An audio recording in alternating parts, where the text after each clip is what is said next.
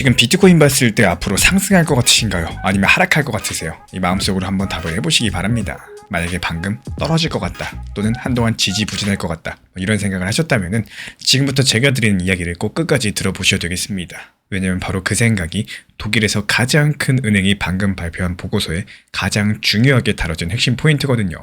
그리고 이게 과거 비트코인 역사 패턴상 크게 움직이기 직전 항상 반복됐던 그 장면과 거의 일치합니다. 어떤 보고서였는지부터 짧게 말씀드려 볼게요. 이 보고서를 낸 곳은 도이체뱅크, 독일에서 가장 큰 은행입니다. 이 은행이 미국, 영국, 유럽 사람들 3,400명한테 직접 물어봤어요. 비트코인에 대해서 어떻게 생각하냐는 질문을 했는데, 그리고 앞으로 어떻게 가격이 될 것 같냐, 이런 질문에 대해서 어제 결과가 공개가 됐습니다. 결과를 보면 두 가지가 눈에 들어와요. 첫 번째는 미국에서 암호화폐를 가지고 있거나 또 사용하는 사람 비율이 2월 달에 7%까지 떨어졌다가 3월 달에 12%까지 다시 올라왔다는 겁니다. 쉽게 말해가지고 한동안 사람들이 코인에서 돈을 빼고 있었는데 3일부터 다시 암호화폐 시장에 들어오기 시작했다, 이런 뜻이겠죠. 여기까지 보시면 분위기 좋아지네, 이런 생각이 드실 수 있어요. 근데 두 번째 결과가 이상합니다. 같은 사람들한테 비트 가격이 어떻게 될 것 같냐 이렇게 물어봤는데 대부분 지금보다 더 하락한다거나 더 옆으로 갈 것 같다라고 정답을 말했습니다. 구체적인 숫자까지 볼까요? 미국 응답자 중에 19%는 올해 말 비트코인이 2만 달러까지 아니면 6만 달러 사이로 떨어질 거라고 봤었고, 13%는 아예 2만 달러 미까지 아예 폭락할 거다, 이렇게 정답을 말했습니다. 반대로 다시 최고점이 12만 달러로 돌아갈 거다, 이렇게 본 사람은 몇 퍼센트일까요? 단 3%밖에 안 됐습니다. 거의 대부분의 사람들이 비트코인 폭락을 외치고 있는 상황이죠. 근데 여기서 이상한 점이 하나 있습니다. 말 그대로 사용하는 사람은 다시 늘어나고 있는데 상승할 거라고 믿는 사람은 거의 없다라는 거예요. 이게 왜 이상하냐? 지금부터 이 부분이 상당히 중요합니다. 보통 우리가 어떤 자산을 산다라는 거, 오를 거라고 믿기 때문에 사는 거죠. 오를 것 같으니까 매수하는 겁니다. 근데 이번엔 달라요. 사람들이 다시 비트 쪽으로 오고 있는데 마음속으로는 오를 것 같지 않은데 라고 생각하면서 들어오고 있다는 뜻입니다. 이걸 시장 전문용어로 심리와 행동의 괴리감이라고 부르는데요.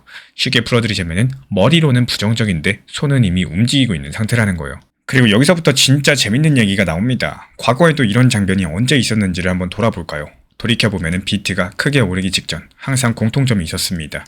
사람들 대부분이 이제 끝났다, 더 하락할 거다라고 말을 할 때 조용히 바닥이 다져지고 있었다는 사실, 반대로 다들 지금부터 진짜 오른다 이렇게 외치는 시점에서는 이미 고점 근처였던 경우가 많았습니다. 이건 비트만의 이야기도 아니에요. 주식이든 부동산이든 모든 시장이 그래왔습니다. 사람들이 가장 자신 없을 때가 오히려 바닥에 가까운 시점인 경우가 많았다는 거죠. 그러면 지금 상황은 어떨까요? 도이체뱅크 보고서에 따르면 3월 한 달 동안 비트 기관 투자 ETF로만 약 13억 달러가 들어왔다라고 해요. 우리 돈으로 바꾸면 거의 1조 8천억, 2조에 가까이 되는 큰 돈인데, 이게 무슨 뜻이냐? 개인들은 가격에 대해서 부정적으로 생각하고 있을 때 기관들은 오히려 조용히 매수하고 있었다는 사실. 여기까지 들으시면 이런 생각 드실 수 있어요. 아니, 그래서 비트코인 지금 상승한다는 거냐? 지금까지 공개된 자료만 놓고 보시면은 상승을 예단할 수 있는 상황은 아닙니다. 실제로 비트코인은 2026년 1분기 22%가 하락했고요. 3월 달에 그냥 약간 반등한 정도였습니다. 지금 여전히 작년 말 고점 구간 12만 달러에 한참 못 미치는 상태입니다. 이 부분은 팩트로 받아들여 주셔야 돼요. 그럼에도 불구하고 이 보고서에서 소름 돋는 포인트가 뭐냐? 바로 이겁니다.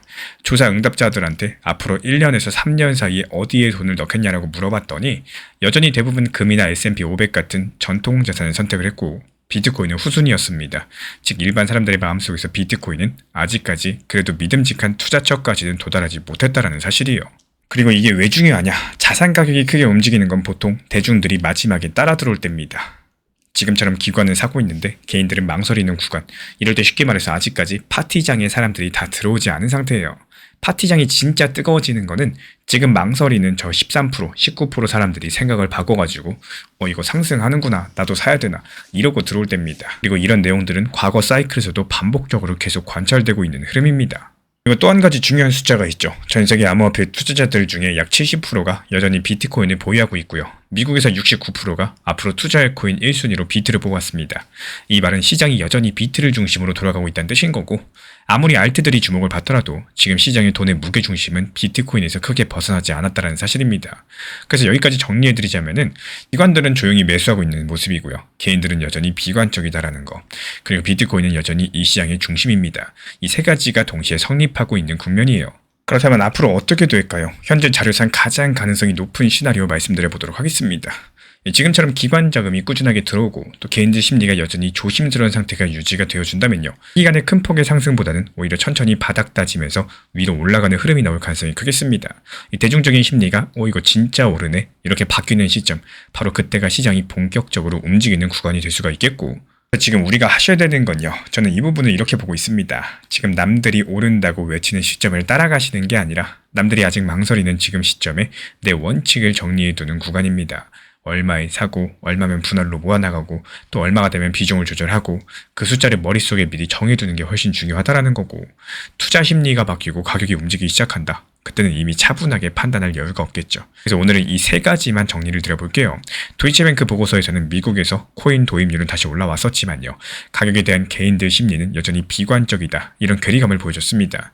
그리고 과거에 비트코인이 크게 움직이기 직전 이것과 비슷한 심리랑 행동의 괴리 구간이 반복적으로 관찰됐었고, 지금이 바로 그 시점입니다. 그리고 지금 시장의 무게중심은 여전히 비트코인 중심이고요. 기관 자금은 조용히 비트코인으로 들어오고 있습니다. 그렇다면 우리 구독자분들께 한 가지만 남겨드리고 싶어요. 지금 이 순간 기관 쪽에 서 있으신가요? 아니면 아직까지 망설이는 개인 쪽에 서 있으신가요? 이 다음 영상에서 이어서 얘기해 보도록 하겠습니다. 리플 코인에 대해서 이런 말 저런 말 너무 많고 또 호재는 다양하게 있지만요, 신기하게도 상승은 안 하다 보니까 너무 답답한 흐름들 많이 보여주고 있는 게 또 사실입니다. 그렇다면 리플 안 간다라고 해서 저는 우리 구독자분들께 지칠 필요는 없다라고 생각을 해요. 내가 지치는 이유가 뭘까요? 내 포트폴리오에 리플이나 비트코인에만 치중이 되어 있다 보니까 코인 시장의 흐름 자체가 아니라 이 리플 비트 하나에만 너무 오르락내리락을 한다는 겁니다. 옛말에 계란을 한 바구니에 담지 말아라, 이런 글이 있었죠. 만약에 그 바구니가 떨어진다거나 문제가 생기면은 결국에 그 바구니 안에 계란은 전부 다 깨지기 때문입니다. 결국에 분산 그리고 비중 조절을 하셔야 되는 이 중요한 내용을 뜻하고 있는데요. 풀코인 좋은 건 맞겠지만요, 지금 시장의 현재 흐름 그리고 방향성을 무시하시면서 나홀로 독주를 한다는 건 사실상 정말 어려운 일입니다. 제가 말씀드리는 단기 종합방에서도요, 이렇게 지금 알트 시장은 흐름일 때는 알트코인들 잘 활용하셔라 말씀드리고, 무리한 타점이 아니라 이렇게 현실적인 비중 조절 그리고 수익 실현하면서 다음 종목으로 넘어가는 원칙 매매에 대해서 잘 살려나가는 이유도 결국에 지금 같은 시장에서는 팔아야 내 돈입니다. 얼마나 알트로 잘 쌓아나가는지가 핵심이기 때문에 리플 코인, 비트코인 안 간다 탓하시기보다는 지금 시장의 흐름과 시장의 트렌드를 잘 활용하시는 게 핵심 중에 핵심이라고 볼 수가 있겠습니다. 우리 리플 홀더분들, 지금부터 드리는 이야기 잠깐만 집중해서 들어주시기 바랍니다. 최근에 일본에서 나온 XRP 관련 뉴스 한 번쯤은 보셨을 텐데, 그 뉴스를 보고 또 SBI 얘기겠지, RLUSD 얘기겠지 이러고 그냥 넘기셨다면 이번 영상 꼭 끝까지 봐주셨으면 좋겠습니다. 이번 건 같은 경우는 우리가 알던 일본 호재들이랑은 결이 완전히 다르기 때문에 먼저 한 가지만 여쭤볼게요. XRP가 실제 생활 결제에 쓰인다는 얘기 지금까지 몇 번이나 들어오셨나요? 아마 많이 들어보셨을 겁니다. 근데 그게 언제 어디서 어떤 방식으로 시작되는 날짜까지도 박혀있는 사례 본 적 있으신가요? 지금부터 그 얘기에 대해서 드려보도록 하겠습니다. 이번에 일본에서 발표된 뉴스의 주인공은 은행이 아닙니다. 놀랍게도 여행사입니다. 이름은 도부탑 투어라고 하는데요. 일본에서 상당한 규모가 큰 여행사인데 이 회사가 자기네 결제 시스템을 리플 레저 위에 올리기로 했고, 여행사가 왜 블록체인을 쓰냐? 이상하게 들리실 수 있겠습니다. 근데 이 회사가 노리고 있는 시장의 규모를 들어보시면 그 생각이 달라지실 거예요. 기본적으로 일본 같은 경우는 선불 결제 문화가 굉장히 발달한 나라입니다. 우리나라 티머니 같은 거를 일본에서는 스이카나 파스모라고 부르는데, 이 카드로 교통만 이용하는 게 아니라요, 편의점, 식당, 쇼핑, 거의 모든 생활 전반에서 이 돈을 사용을 합니다. 그리고 이 선불 결제 시장 하나가 일본 안에서만 1년에 30조 엔입니다. 우리 돈으로 약 270조 원. 이게 지금 XRP 위로 올라탈 준비를 하고 있다는 거예요. 그리고 여기서 가장 중요한 포인트가 하나 있는데, 지금까지 리플이 은행권에 들어간다는 뉴스는 많았었죠. 근데 이번 건은 은행 대 은행 송금이 아닙니다. 일반 사람들이 매일매일 편의점에서 쓰는 그 돈들이 블록체인 위에서 움직이기 시작한다는 얘기고, 기관끼리 주고받는 돈이 아니라요, 소비자들의 일상 소비가 XRP 네트워크로 들어온다는 뜻이거든요. 이건 완전히 다른 차원의 이야기겠습니다. 그러면 이런 의문이 드실 거예요. 이 말은 좋은데 진짜로 될 수 있을까? 규제는 통과했을까? 도대체 언제 되냐? 바로 이 지점이 이번 뉴스의 진짜 핵심이 되겠습니다. 지금까지 공개된 자료만 보시면은 이 플랫폼은 지난 7일 기술 개발이 이미 완료가 됐습니다. 그리고 일본 금융당국의 규제 승인도 이미 받은 상태고요. 리플의 또 다른 호재들이 곧 된다, 될 것 같다, 이런 수준에서 멈췄다면은 이번은 기술 완료, 규제 통과라는 이 두 개의 체크포인트를 이미 지나간 상태예요. 그렇다면 남은 거는 공개 출시 딱 한 개뿐인데 그 목표 시점이 올해 말로 잡혀 있습니다. 여기까지 들어보시면 이런 생각이 드실 수 있어요. 아니 그래서 이건 일본 내수 얘기 아니냐? 한국이랑 무슨 상관이냐? 저도 처음엔 그렇게 봤습니다. 근데 자료를 더 들여다보면은 정말 재밌는 게 하나 있는데요. SBI 리플 아시아라는 회사가 하나 있습니다. 일본에서 리플 생태계의 중심 역할을 하는 곳인데 이 회사가 한국의 한 블록체인 기업과 손을 잡았고 회사 이름은 DSRV. 이게 뭘 하느냐? 한국과 일본 사이의 국경 간 결제, 그러니까 양국가를 오고 가는 이 돈의 흐름을 리플 레저 위에서 처리할 수 있는지를 같이 연구하기 시작을 했습니다. 이 얘기는 한국 홀더 입장에서 굉장히 중요할 수밖에 없어요. 지금까지 XRP가 한국 시장에 실질적으로 들어오는 그림은 거의 보이지가 않았었기 때문에 이번 연구가 실제 시스템으로 연결만 돼준다면은 한국 사람이 일본 여행 가서 쓰는 돈이 XRP 위에서 움직이는 구조가 만들어질 수 있겠습니다. 또 여기에 한 가지 데이터를 더 얹어볼까요? 최근 리플 레저 안에서 실물 자산, 그러니까 현실에 있는 돈이나 자산을 블록체인 토큰으로 바꿔가지고 올린 규모가 1년도 안 되는 사이에 875% 늘었습니다. 이 총 가치는 약 25억 달러, 우리 돈으로 3조 4천억 원 수준인데요. 이게 뭘 뜻하냐? 기업들이 실험 단계에서 벗어나서 실제로 돈을 올리기 시작했다는 얘기고, 도브탑 투어 측 발표가 갑자기 하늘에서 떨어진 게 아니라요. 이미 쌓여있던 흐름의 가장 최근 꼭지점이라는 겁니다. 이 맥락을 알고 나시면은 이번 뉴스가 전혀 다르게 보이기 시작을 하실 거예요. 그럼 여기서 한번 정리하고 넘어갈게요. 일본의 한 여행사가 은행이 아닌 소비자 결제 시장에서 30조엔 규모 돈을 XRP 위로 옮기는 작업을 시작을 했고, 규제는 이미 통과됐고요. 한국 기업도 여기에 함께 들어와 있으면서 목표 시점은 올해 말입니다. 이게 지금 우리 손에 쥐어져 있는 사실의 전부고, 그렇다면 이 흐름이 XRP 가격에 어떻게 작용할 수 있을까요? 가장 가능성이 높다라고 보는 흐름 하나만 짚어드리자면은 올해 말 플랫폼이 실제로 공개 출시되면 그때부터 리플 레저 위에서 움직이는 실제 거래 건수가 눈에 띄게 늘어날 가능성이 높습니다. 지금까지 리플의 호재는 대부분 뉴스의 영역에 머물러 있었고, 근데 출시가 되는 순간부터 이건 데이터의 영역으로 넘어가게 되겠죠. 실제 온체인 사용량이라는 숫자로 찍히기 시작한다는 뜻인 거고, 이 숫자가 쌓이기 시작하면은 XRP를 평가하는 기준이 가능성에서 실적으로 바뀔 수 있겠습니다.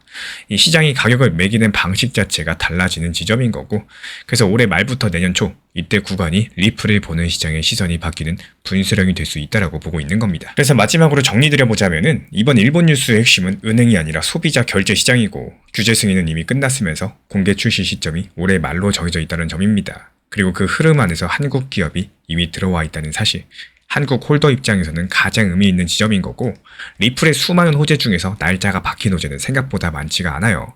그렇다면 만약에 올해 말 이 플랫폼이 실제로 공개된 뒤에 실제 사용량 데이터가 우리가 기대한 만큼 나오지 않는다라고 했을 때 과연 XRP는 어떻게 될 수 있을까요?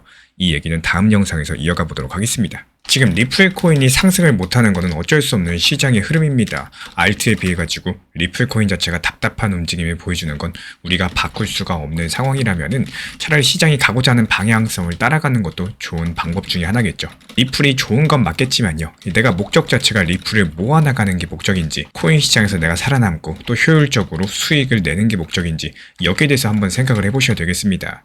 그렇다고 이 리플의 비중을 전부 다 정리하는 게 아니라요. 항상 말씀을 드리는 것처럼 비중 조절을 하고 시장 흐름에 맞춰가지고 포트폴리오를 구성하는 게 바로 핵심이 될 수가 있겠는데요. 단기 종합방에서도 알트코인에 대해서 중요하게 안내를 드리면서 목표가 설정하고 목표가를 또 걸어놓고 효율적으로 시장을 대응하는 이유가 뭘까요? 결국에 투자 시장이라는 건요, 이게 팔아야지 내 돈인 겁니다. 팔지 않으면 내 돈이 아니에요. 지금 어떻습니까? 미국, 이란 다시 한번 또 휴전 직전에 갑작스럽게 납포하고 또 발포하고 이러면서 시장이 다시 무너졌죠. 그렇다면 그 전에 수익 실현해놓은 사람들 결국에 현금 비중 가지고 다시 대응이 가능한 거고, 이게 모든 코인이 다 똑같습니다. 알트코인이든 리플코인이든 모든 게 똑같이 결국에 나한테 도움이 돼야지 의미가 있기 때문에 예전과 달라졌어요. 들고만 있는다고 해서 정답이 나오는 시장? 그 방향성을 해보셨을 때 만약에 아니라고 판단이 되셨으면은 이렇게 실질적으로 나한테 도움이 될 수 있는, 실제 수익이 나는, 그리고 대응이 가능한 이런 시장을 만들어 나갈 수 있는 방향성을 찾으셔야 되겠습니다. 지난 폭락장에서 XRP 1830원 그리고 1900원서 이렇게 두 차례 분할 매수 들어갔던 물량들, 이번에 2200원 단기 매도하면서 깔끔하게 나왔죠. 추가적인 매수 매도 타점 속보로서 받아보고 싶으신 분들께서는 현재 보이는 번호로 연락 주시거나 댓글창 링크 통해서 신청 주시면 확인되는 대로 입장 드리겠습니다. 지금 중국 같은 경우는 암호화폐 거래를 공식적으로 금지한 나라죠. 근데 그 중국의 대표 인공지능이 얼마 전 리플 가격을 42달러까지 상승한다 찍었습니다. 지금 리플 가격 1달러에서 머물고 있는 상황인데 대략 28배 이상 오른다는 얘기예요. 같은 시점에 구글 AI는 3달러, 챗GPT는 2달러에서 4달러 이렇게 전망을 하고 있는 상황에서 같은 세상 같은 데이터를 보는 인공지능들인데 왜 이렇게 각각 전망이 다른 걸까요? 그리고 오늘 진짜 중요한 얘기는 여기서부터 시작이 됩니다. 이 42달러라는 XRP 도달 숫자가 사실상 가격 예측이 아니었다는 사실입니다. 먼저 이번 사건이 어떻게 시작됐는지부터 짚고 넘어가자면요. 얼마 전 중국 최대 기술 기업 알리바바가 만든 인공지능이 리플 연말 가격 분석한 결과를 내놨고 인공지능이 뽑은 기본 시나리오의 목표 가격은 7달러였습니다. 그리고 가장 공격적인 시나리오는 극단값이 42달러였는데요. 기사의 제목마다 42달러가 크게 걸리면서 많은 분들께서 흥분하셨죠.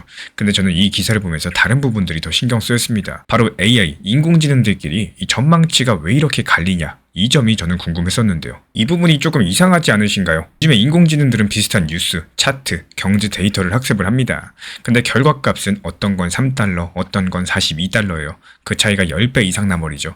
저도 처음에 인공지능마다 성능이 다른가 보다 이러고 넘기려고 했었는데 근데 자료를 다 파보니까 그게 아니었습니다. 진짜 차이는 이 데이터가 아니라 가정에 있었고 여기서 가정이라는 말은 쉽게 말씀드리면 이겁니다. 앞으로 이런 일이 얼마나 높은 확률로 일어날 거라고 믿느냐, 바로 이런 문제겠습니다. 조금만 더 쉽게 풀어드려 보자면은 이 구글이나 챗 GPT 같은 AI들, 리플이 전 세계 결제의 중심이 될 확률을 보수적으로 잡았죠. 반면에 알리바바 AI는 그 확률을 훨씬 높게 잡았습니다. 그래서 7달러가 기본이고 42달러가 극단값으로 나왔던 겁니다. 그러니까 숫자 자체가 중요한 게 아니라 그 숫자 뒤에 깔린 가정이 중요했다라는 거예요. 여기까지 들어보시면 자연스럽게 진짜 질문 하나가 떠오르실 겁니다. 그렇다면 그 42달러라는 숫자는 대체 어떤 조건이 맞아떨어져야지 가능한 걸까요? 그리고 이걸 거꾸로 계산해보면 재밌는 결과가 나옵니다. 지금 시장에 풀려있는 리플 개수에 42달러를 곱해보시면은 시가총액이 약 2조 5천억 달러 정도가 나옵니다. 우리 돈으로 대략 3천조 원이 넘는 규모인데요. 참고로 지금 애플이나 엔비디아 같은 초대형 회사 시가총액이 3조 달러 전후죠. 그러니까 42달러라는 거는 리플이 그 수준 회사들과 비슷한 몸집이 된다는 뜻이고 단순히 상승할까 말까 정도의 예측이 아니라요. 아주 큰 전제 조건이 깔려야지 가능한 숫자라는 게 이 지점에서 드러나게 되는 겁니다. 그렇다면 그 전제 조건이라는 게 과연 뭘까요? 알리바바 AI가 42달러를 가능하다라고 본 건요. 하이퍼 채택이라는 상황이었습니다. 어려운 말 같지만 뜻은 간단해요. 전 세계 은행과 금융기관들이 해외 송금할 때 리플을 핵심 통로로 쓰기 시작을 한다라는 건데 지금 같은 경우 은행들이 해외 송금할 때 스위프트라는 아주 오래된 시스템을 주로 쓰고 있죠. 그 자리를 리플이 상당 부분 차지하는 그림입니다. 여기까지 들어보시면 당연히 궁금해지실 거예요. 그렇다면 실제로 그런 일이 지금 일어나고 있긴 한가? 그래서 지금까지 공개된 자료들 도합해가지고 설명드려 보겠습니다. 먼저 미국의 규제 쪽을 살펴보면요. 미국 증권거래위원회 SEC, 상품거래를 감독하는 CFTC, 이 기관이 최근에 공동적인 입장을 내놓았고 비트코인, 이더리움, 리플에 대해서 디지털 상품이라는 카테고리로 함께 묶은 틀을 제시한 겁니다. 이게 왜 중요하느냐? 과거에 SEC는 리플을 증권으로 보려고 했었고요. 그게 몇 년간의 리플 가격을 짓눌렸던 가장 큰 이유였었거든요. 그리고 그 긴 싸움의 방향성이 지금 바뀌고 있다는 신호입니다. 두 번째로 볼 건 미국에서 나온 리플 투자 상품입니다. 지금 미국에서 리플을 담는 현물 ETF가 이미 출시되어 있죠. ETF라는 말이 어려우시면은 주식처럼 살 수 있는 펀드다 이렇게 생각하시면 돼요. 지난 2024년 비트코인 현물 ETF 나온 뒤로 기관 자금이 엄청나게 들어온 거 우리 전부 다 봤습니다. 같은 통로가 지금 리플에도 열려 있는 겁니다. 근데 여기서 얼마나 큰 자금들이 추가로 들어올지 이거를 지켜보셔야 되는데 여기서 키포인트가 되는 게 바로 미국 의회에서 다루고 있는 법안이죠. 이게 바로 세 번째가 되겠습니다. 이름은 클래리티 액트. 다들 알고 계실 거예요. 이게 통과만 되지면은 미국에서 암호화폐를 다루는 규칙이 훨씬 더 명확해지죠. 그동안 매번 영상 통해서 이 법안에 대해서 중요성에 대해서 강조를 드려왔었기 때문에 이 정확히 언제 어떤 형태로 최종 통과될지 지금까지 공개된 자료를 살펴봐도 이게 확정되진 않았습니다. 다만 지금 바라보는 것은 4월 말부터 5월 초경에 어느 정도 윤곽이 드러날 것이다. 여기에 대해서 모니터링 중에 있기 때문에 속보가 뜨는 대로 채널 텔레그램 브리핑방 그리고 영상 통해서 빠르게 전달 도움 드릴 예정이고요. 이 세 가지를 이어서 보시고 어떤 느낌이 드시나요? XRP 42달러라는 숫자의 전제 조건들 이상하게도 하나씩 퍼즐처럼 맞춰지고 있다는 느낌은 안 드시나요? 저도 이런 부분들 정리하면서 살짝 소름이 돋았습니다. 근데 오해는 하지 말아주세요. 이 조건이 깔리는 것과 그 조건이 끝까지 완성되는 건 완전히 다른 얘기일 수 있겠죠. 지금 보이는 거는 이 퍼즐의 몇 조각이 놓여있다 뭐 이 수준인 거지 퍼즐이 전부 다 맞춰졌다 이런 뜻은 아니겠어요. 그렇다면 이런 흐름들이 앞으로 어떻게 갈 가능성이 가장 높을까요? 지금까지 나온 자료들을 종합해봤을 때 가장 설득력 있는 시나리오는 이렇습니다. 42달러 같은 극단값으로 단번에 가는 그림들이 아니라 먼저 기본적인 시나리오 XRP $7 구간이 가장 현실적인 테스트 무대가 될 가능성이 높을 거고요. 규제 정리, ETF 자금 유입되면서 클래리티 법안까지도 조건이 단계적으로 채워지는 구조이기 때문에 가격도 단계적으로 반응할 가능성이 크겠습니다. 한꺼번에 급등한다는 게 아니라 천천히 꾸준히 우상향할 거라는 뜻이에요. 그래서 오늘 기억해 가셨으면 하는 거는 정말 단순합니다. XRP $42라는 숫자, 이거 하나에 감정적으로 반응하실 필요 없습니다. 대신에 그 숫자가 가능해지려면 뭐가 채워져야 되는지 그 조건들을 머릿속에 넣어두세요. 미국 SEC 분류 흐름들, 미국 리플 ETF 자금 흐름들, 클래리티 법안 진행 상황들, 이 세 가지 앞으로 뉴스에서 보실 때마다 필터로 사용을 하시면은 숫자에 흔들리지 않고 흐름을 읽으실 수 있을 겁니다. 알리바바 인공지능이 제시한 XRP $42는 확정된 목표 가격이 아니라요. 특정 조건이 모두 충족됐을 때 극단적인 값이라는 거. 인공지능들마다 이 전망이 다른 이유는 데이터가 아니라 그 조건이 일어날 확률을 어떻게 잡았느냐의 차이였고, 지금 실제로 그 조건 중에 일부가 현실에서 움직이고 있다는 거. 이게 이번 이슈의 진짜 핵심 중의 핵심이겠습니다. 근데 여기서 한 가지 의문이 남죠. 왜 하필이면 암호화폐 거래를 금지한 중국의 인공지능이 왜 서방의 인공지능들보다 훨씬 더 공격적으로 리플을 띄우고 있는 걸까요? 여기에 대한 답은 다음 영상에서 이어가 보도록 하겠습니다. 결국에 이 코인 시장에서 리플을 장기적으로 보유하고자 하면요, 리플이라는 코인이 재미있고 또 나한테 도움이 돼야지 장기적으로 보유할 수가 있습니다. 매일매일 리플 언제 가나, 리플 5,000원 다시 언제 상승하나, 이런 탐만 하고 또 기다림만 가지면은 코인 시장이 부정적이고 또 어느 순간부터는 리플이 불안하다, 이렇게 느껴지는 경우가 생기실 텐데요. 정말 신기하게도 시장은 내가 매수하고 싶을 때 팔고, 또 반대로 내가 매도하고 싶을 때 매수를 하셔야지 그래야 좋은 결과를 만들어주는 경우가 생깁니다. 리플이 3,000원, 4,000원 돌파하고 또 5,000원 부분까지 상승하면서 만원, 5만원 가는 거 아니냐, 이런 말이 나오는 시점이 오히려 정말 신기하게도 매도하기가 가장 좋은 시기이고, 또 리플이 하락해가지고 2,000원 아래 1,800원까지 하락했을 때 이거 다시 1,000원까지 하락하는 거 아니냐, 이렇게 말이 나오는 시점이 매수 시기인 경우가 생기는 가장 큰 이유는요, 결국에 투자 시장이라는 건 여러 가지 기술적인 요소도 필요하겠지만 또 심리적인 요소를 무시할 수가 없기 때문이겠습니다. 리플 정보방에서도 마찬가지였어요. 리플에 대한 단기 고점 라인 그리고 단기 저점 라인에 대해서 안내드릴 때 시장 상황에 따라 다르겠지만 심리적으로 단기 고점 부분이었던 5,000원 부분, 누구든지 여기서 더 상승할 거라고 말을 했습니다. 오히려 근데 그때 우리는 매도했습니다. 단기 고점에 대한 안내, 그리고 더 하락하는 거 아니냐, 뭐 이런 생각이 드는 그 시점에서도요, 분할 매수에 대한 타점, 오히려 1,800원 라인에서 리플을 매수했습니다. 이유가 뭘까요? 결국에 시장은 최악의 시장에서 반등을, 또 최고의 시장에서 하락을 반대로 보여주는 경우가 많았기 때문입니다. 항상 말씀드리고 있지만요, 팔아야 내 돈이라는 사실 절대 잊지 않으셨으면 좋겠습니다. 이제 진짜로 얼마 안 남았습니다. 바로 내일인데요. 내일 새벽 비트코인과 XRP 가격이 한쪽으로 크게 기울어질 가능성이 상당히 높은 상황이고요.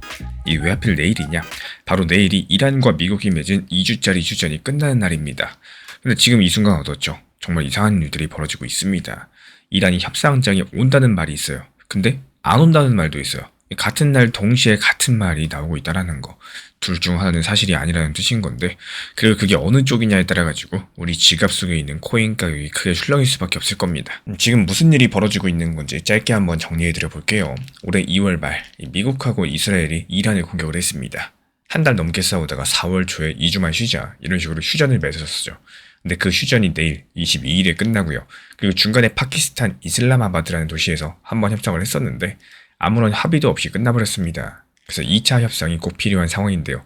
이게 진짜 열리는 건지 아닌지가 헷갈리는 거예요. 그렇다면 여기서 한 가지 궁금해지실 겁니다. 왜 이게 코인 시장이랑 연결이 되는 건지. 이유는 생각보다 더 단순합니다. 호르무즈 해협이 계속 막혀 있으면요, 이 미국이 금리를 내리기가 점점 더 어려워집니다. 그러면 비트코인이나 리플 XRP 같은 코인들 상승이 힘들어지겠죠. 반대로 협상이 잘 돼가지고 해협이 다시 열리면 기름값이 떨어지고 돈이 다시 코인 쪽으로 흘러들어올 수 있습니다. 그래서 이 중동 뉴스가 남의 나라 일이 아니라는 거예요. 그럼 이제 본론으로 들어가 볼게요. 지금 가장 이상한 건 이겁니다. 월스트리트 저널이 소식통을 인용해서 이란이 중재국에 22일 이슬람아바드로 협상단을 보내겠다고 통보했습니다. 근데 같은 날에 이란 외교부의 대변인 바가 A 같은 경우는 기자들 앞에서 이슬람아바드에서 2차 협상할 계획은 없었다라고 밝혔어요. 같은 날 같은 사람에 대해서 완전히 반대되는 말이 나오고 있다는 거죠. 그럼 누구 말이 맞는 걸까요? 여기서부터 확실한 정답이 없습니다. 그래서 이런 부분들 좀 해석이 갈릴 수 있겠지만 지금까지 공개된 자료만 확인해보면은 이런 흐름을 읽혀집니다.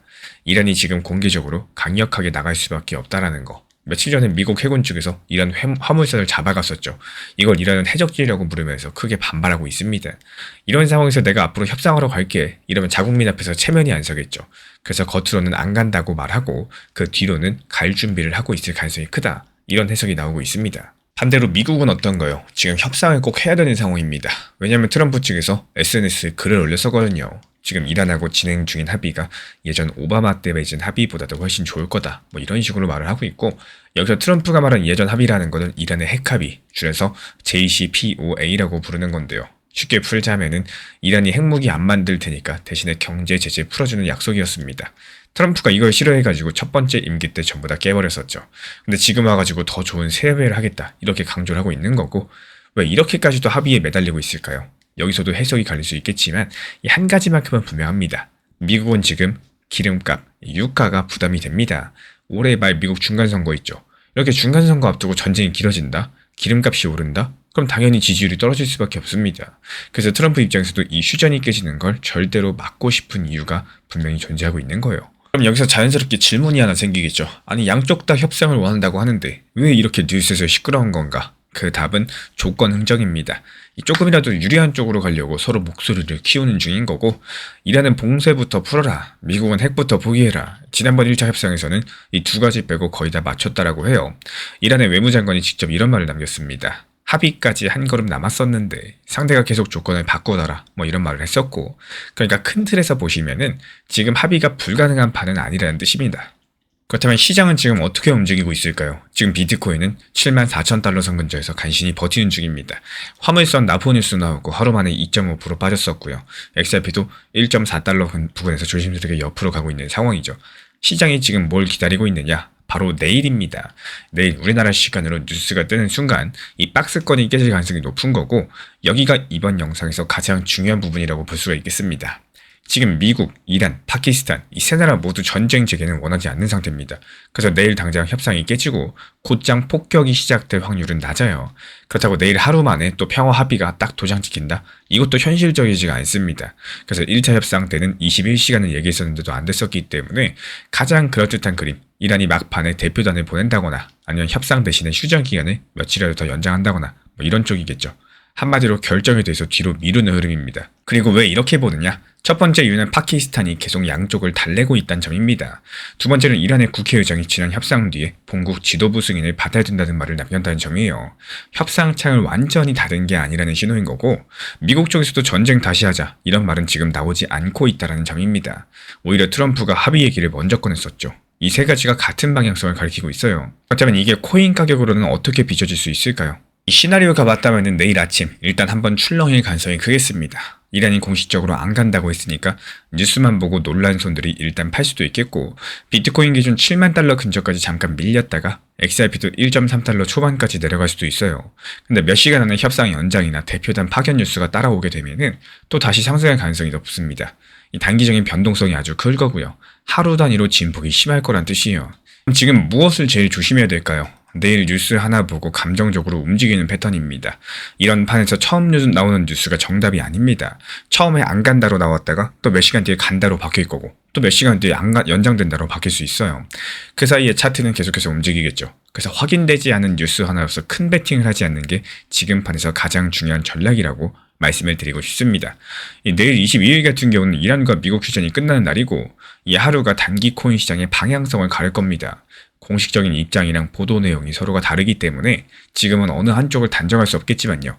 지금까지 드러난 팩트만 미루어 보면은 양쪽 다 전쟁보다는 시간을 버는 쪽을 선택할 가능성이 높아 보입니다.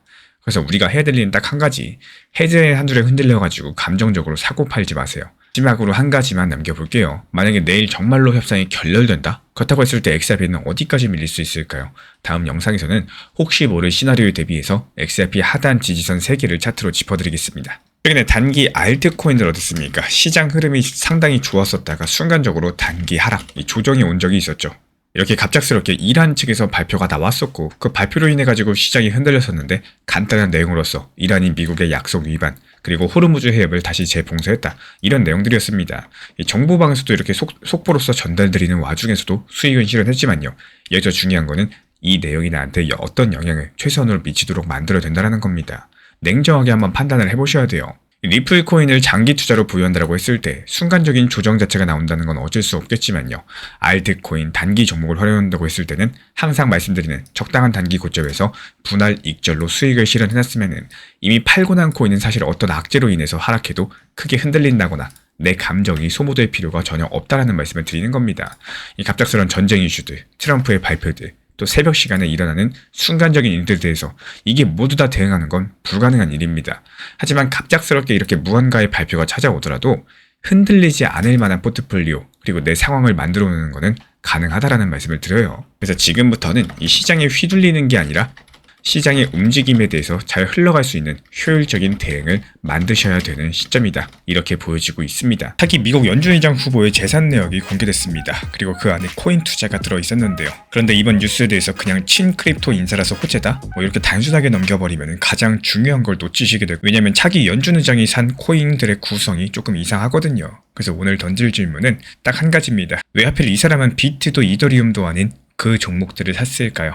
혹시 기억나시나요? 이 지금까지 연준의장 얘기가 나올 때마다 XRP 가격이 출렁였다는 사실, 금리 한마디에 차트가 흔들렸고요. 그만큼 미국의 연준이라는 기관은 이 크립토, 암호화폐 시장에 특히 리플 홀더들한테는 가장 예측하기 어려운 변수였습니다. 이건 공개된 자료에 따르면 워시가 투자한 종목은 컴파운드, 옵티미즘, 플라스트, 솔라나, 바나 이런 쪽이었습니다. 규모가 크지 않고요. 유동성도 낮은 초기 단계 벤처 투자 성격이었다.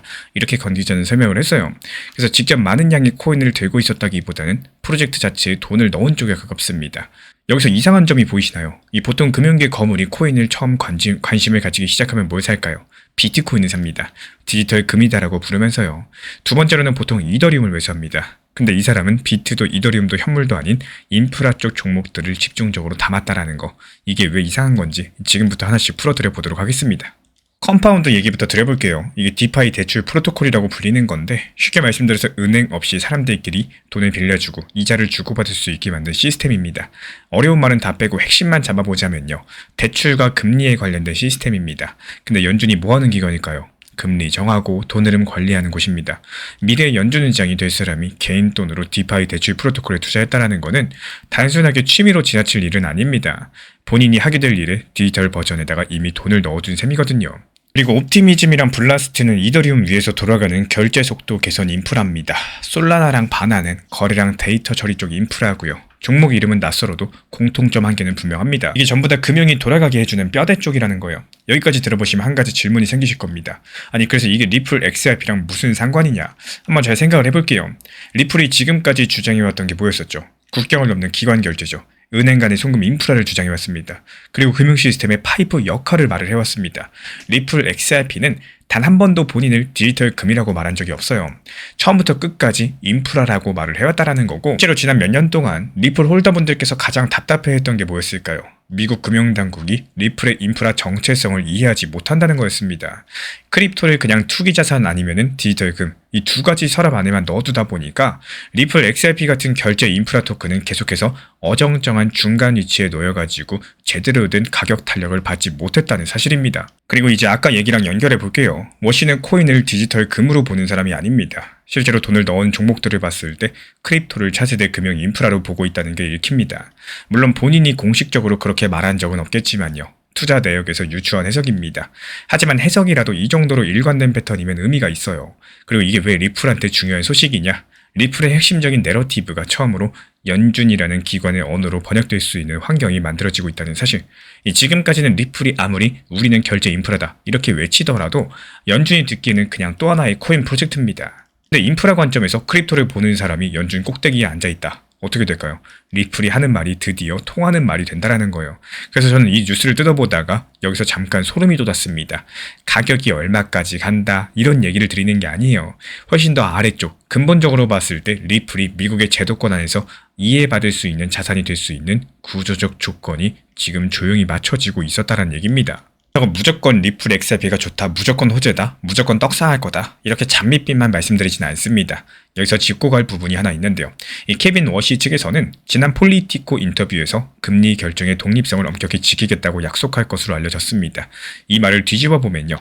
현재 미국 정부 쪽이 원하는 빠른 금리 인하, 여기에 무조건 따르지는 않겠다라는 뜻을 내포하고 있는 거고, 지금 시장은 어떻습니까? 금리 인하의 기대감이 상당히 커지고 있습니다. 근데 워시가 진짜 독립성을 지키게 되면은 금리 인하 속도가 시장 기대보다 느려질 수 있겠죠. 그럼 단기적으로 봤을 때 XRP를 포함한 위험 자산에서는 찬바람이 불 수도 있겠고, 이런 부분들 분명히 말씀드리고 싶습니다. 이 중장기적인 구조 변화, 단기 가격 흐름, 이거는 다를 수도 있다라는 거. 그래서 앞으로의 흐름들을 말씀을 드리자면요, 여러 갈래로 벌리지 않고 제가 지금 가장 개연성 있다고 보는 딱 한 줄기만 말씀드리겠습니다. 단기적으로 케빈 워시 차기 연준의장의 독립성 발언 때문에 금리 인하 기대감이 조금씩 꺾이면서 XRP 가격 출렁일 수 있습니다. 하지만 이런 출렁임들 속에서 오히려 리플이 오랫동안 해왔던 금융 인프라 주장이 제도권에서 점점 자연스러운 말로 받아들여지는 이런 흐름들이 함께 진행될 가능성이 높다라고 봐요. 이유가 뭐냐? 의장 후보 본인의 투자 이력이 이미 그 방향성을 가리키고 있기 때문이겠습니다. 이건 말로만 하는 친크립토가 아니라 돈으로 먼저 선택을 한 사례라고 보시면 되겠어요. 그래서 이번 뉴스는 가격이 간다의 신호가 아니라 프레임이 바뀌고 있다의 신호로 읽으시는 게 맞다라고 저는 바라봅니다. 프레임이 바뀌면 같은 가격도 다르게 읽혀지기 때문에 이런 변화들이 대부분 조용히 일어나고, 또 지금처럼 뉴스가 시끄럽지 않은 타이밍에 알아채셔야 됩니다. 케빈 워시가 매수한 코인들, 디지털 금이 아니라 금융 인프라였고요. 이건 리플이 오랜 시간 동안 주장해왔던 정체성과 같은 방향을 가리킵니다.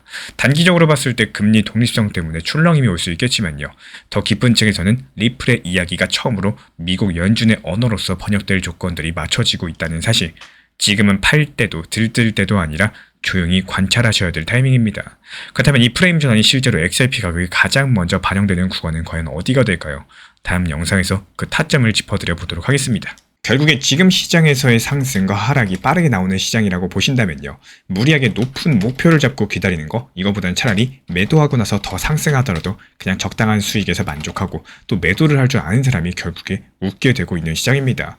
지금 같은 알트 장세에서 신기하게도 두세 종목, 세 종목씩 계속 수익이 나오다 보면은 점점 더 욕심이 커지다 보니까 목표 타점에 대해서 높게 잡게 되는 경우가 생기고, 그러다 보면 결국에 적당한 수익에 팔지 못하고 오히려 하락이 나왔을 때 크게 물리는 이런 경우들이 생길 수 있다는 거예요. 아마도 최근에 알트 매매하시던 분들 공감하실 겁니다. 근데 문제가 뭐냐? 그래도 그나마 내가 비중 조절해왔다? 그러면 상관이 없겠죠. 근데 비중 조절을 안 하고 무리한 비중으로 들어갔을 때 그 코인이 하락하면은 대응 불가능한 상황이 생길 수가 있다는 거고, 이런 상황들에 대해서 단기 종합방에서도 중요하게 말씀을 드리고 있지만, 이렇게 비중을 조절해가지고 매매가 들어가는 이유, 갑작스럽게 변화하는 시장에 대해서 대응을 하기 위함입니다. 적어도 지금 시장은요, 이렇게 내가 원하는 방향으로 순수하게 흘러가 주진 않아요. 그렇기 때문에 갑작스럽게 찾아오는 변수에도 대응할 수 있는 이런 상황들, 대응 전략으로서 미리미리 습거나 키워놓으셔야 되겠습니다. 프랑스의 검찰이 일론 머스크를 소환했습니다. 뉴스만 보면은 머스크는 지금 굉장히 불리한 자리에 서 있는 상황인데요. 근데 저는 이 뉴스를 보자마자 머스크의 표정이 아니라 도지코인 차트를 먼저 열어봤습니다. 왜 그랬을까요? 이번 사건은 머스크를 흔든 게 아니라 머스크가 원래 쓰려던 그 다음 카드를 훨씬 더 빨리 꺼내게 만든 사건이기 때문인데요. 오늘은 이번 이야기를 처음부터 천천히 풀어드려 보도록 하겠습니다. 먼저 지금 벌어지고 있는 일부터 정리해드려 볼게요. 프랑스의 검찰은 지난 19일 머스크한테 소환 통보를 보냈고요. 강제 소환은 아니고 자발적으로 나와서 조사를 받으라, 이런 형식입니다. 일론 머스크가 나가지 않더라도 수사 자체는 계속 진행이 됩니다. 이 수사가 2025년 1월 달에 시작이 됐고, 처음에는 X, 그러니까 옛날 트위터의 알고리즘이 프랑스 정치에 영향을 줬는지를 보는 거였는데, 시간이 지나면서 수사 범위가 훨씬 더 넓어졌습니다. X에 붙어있는 인공지능 챗봇 그록이 가짜 영상이라거나 부적절한 이미지를 퍼뜨렸다, 이런 의혹까지도 포함이 됐거든요. 실제로 한 감시단체 측에서는 그록이 11일 만에 약 300만 건의 이미지를 만들어냈고, 그 중에 2만 3천 건 정도가 아동을 묘사한 것으로 추정된다고 밝혔습니다. 검찰은 여기에 대해서 2월달 파리에 있는 X 사무실을 압수수색했고요. 이번 주에는 X 직원들까지도 줄줄이 조사받을 예정입니다. 여기까지만 보시면 누가 봐도 머스크 악재처럼 보이죠. 근데 이상한 점이 하나 있습니다.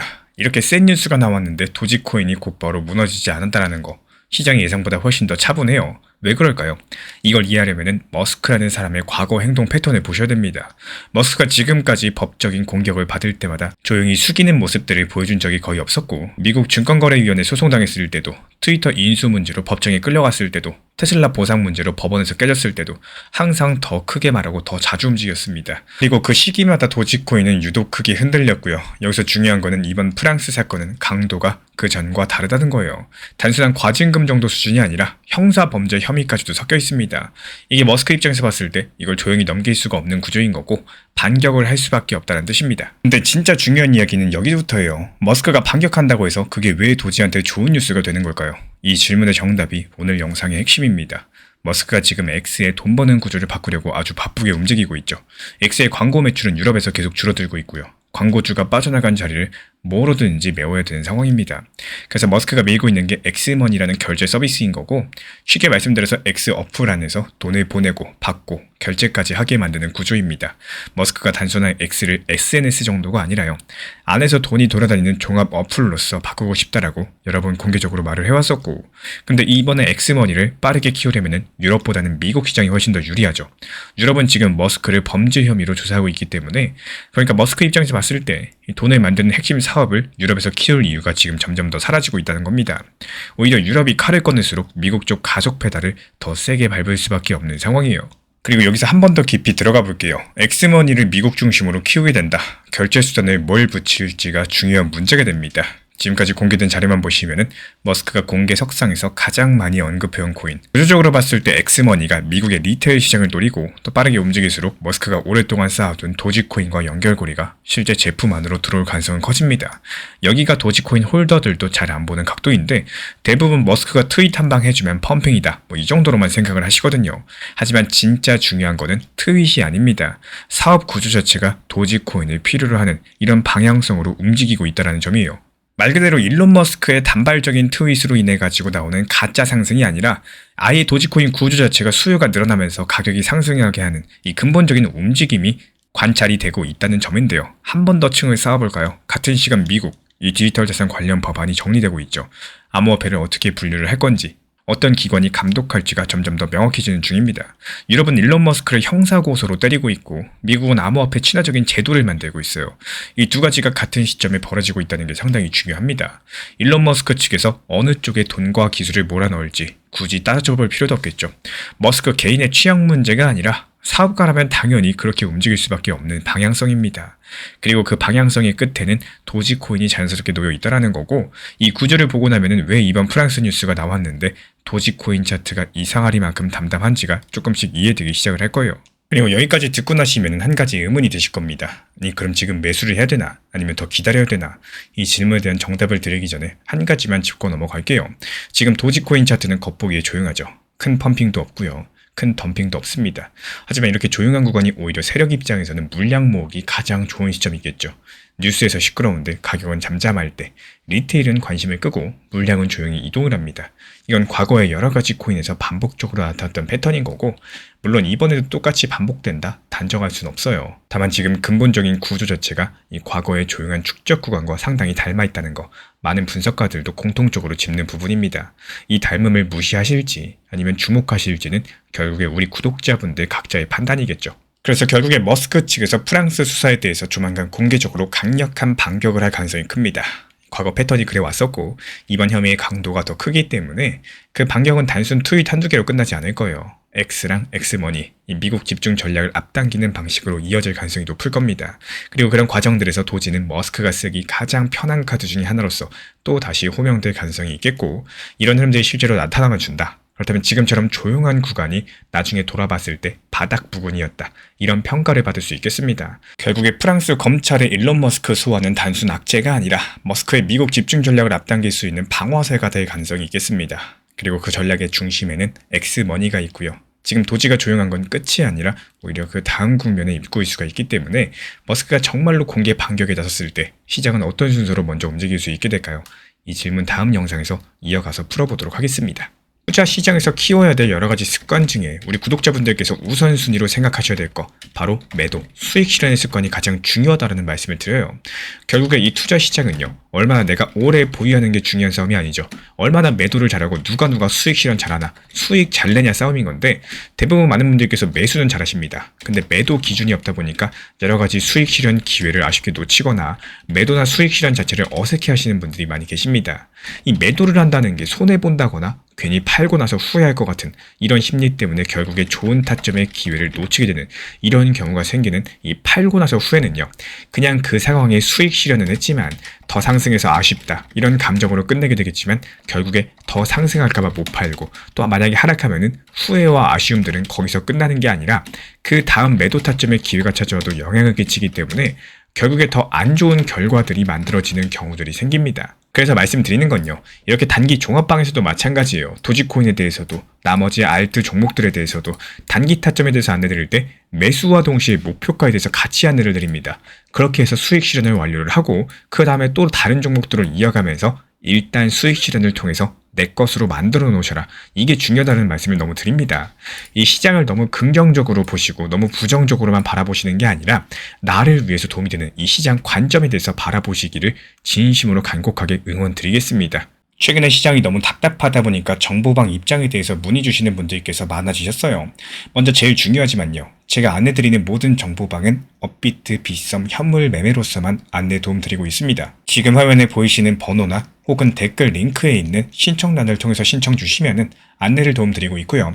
이 세 가지 방 중에 필요로 하신 방을 체크해서 신청 주시면은 필요로 하신 방에 맞춰가지고 입장 안내 드리고 있습니다. 먼저 리플 전용방 같은 경우에 리플에 대한 중요 이슈, 그리고 리플에 대한 단기 저점과 단기 고점, 중장기적으로 보는 중요 타점 같은 핵심 내용에 대해서 안내드리고 있기 때문에 영상 시청해주시는 우리 구독자분들께서 리플이라는 코인이 장기적으로 좋다라는 건 알고는 있지만 현재 같은 시장에서는 많은 답답함을 느끼시는 분들께서 정말로 많이 계실 거라고 생각을 합니다. 이 적당한 일부 비중은 단기 고점과 저점을 살려서 효율적인 대응을 만들어 가시고 또 오히려 중장기적으로 더 잘 가져가기 위한 효율적인 매매하시는 것들을 추천드려요. 그리고 두 번째로 종합 브리핑방입니다. 장기적으로 보기에 좋은 코인들과 현재 시장 흐름에 대한 중요 시장 이슈들, 브리핑 내용이나 리플에 대한 방향성, 락업 해제 일정과 여기에 따른 움직임들에 대해서 안내드리는 종합적인 방이다. 이렇게 생각해 주시면 되겠습니다. 그리고 마지막으로 단기 종합방 같은 경우는 말 그대로 단기 종목들에 대한 타점을 안내드리고 있는 방입니다. 이 단기 종목은 말 그대로 단기 종목답게 접근을 하셔야 되는데 욕심으로 인해서 타점을 너무 높게 잡아가지고 수익 실현을 못하거나 아니면 눈치 보기 매매를 하다가 이렇게 수익 실현의 기회를 놓치셨던 기억이 있으신 분들 지금 시장에서 정말 많은 상황인데요. 항상 비중 조절이 중요하고요. 매수와 동시에 목표 타점을 걸어 놓으면서 현실적으로 봤을 때 내 것으로 만들어서 마침표까지 잘 찍는 게 단기 매매의 핵심이다 생각을 해요. 단 여기서 중요한 거. 아무리 내가 좋아하고 시기가 좋고 스스로 괜찮다고 판단하셔도 몰빵 매매는 정말 위험하기 때문에 매번 말씀드리는 비중 조절 원칙 매매로 접근하시는 게 가장 중요합니다. 끝으로 항상 말씀드리고 있지만요. 저는 업비트, 빗썸, 현물 매매에 대해서만 안내를 도움드리고 있기 때문에 절대로 해외골에서 선물 매매에 대한 고위험 리스크 매매에 대해서는 언급조차 드리지 않고 있습니다. 무조건적으로 업비트, 빗썸 이렇게 현물 매매로 필요하신 분들께서만 입장 신청 주시면은 안내 도움 드리도록 하겠습니다. 이 빠르게 가는 것보다 중요한 건요. 꾸준하고 길게 가는 게 더 중요한 투자 시장이다. 이렇게 생각을 해요. 건강한 비중 조절 원칙 매매 활용하시기를 늘 응원드리겠습니다. 이 리플 XRP의 매수 매도 타점은 순간의 판단이 전부예요. 그래서 우리 신사 채널에서는 시장의 숨결 하나하나까지 놓치지 않고자 모든 흐름들 실시간으로 모니터링 중에 있습니다. 이 단기 반등 구간이 열리는 순간 그 찰나의 기회 타점을 우리 구독자분들께 바로바로 전달드리기 위해서인데요. 우리 신사 채널을 이미 구독해주신 분들 중에서 실시간 커뮤니티방 참여를 원하신다면 지금 보이시는 번호로 문자 남겨주시면 되겠습니다. 이 혼자서 불안하게 바라보는 시장이 아니라요. 함께 흐름을 읽고 움직이는 경험들을 선사해 드리도록 하겠습니다.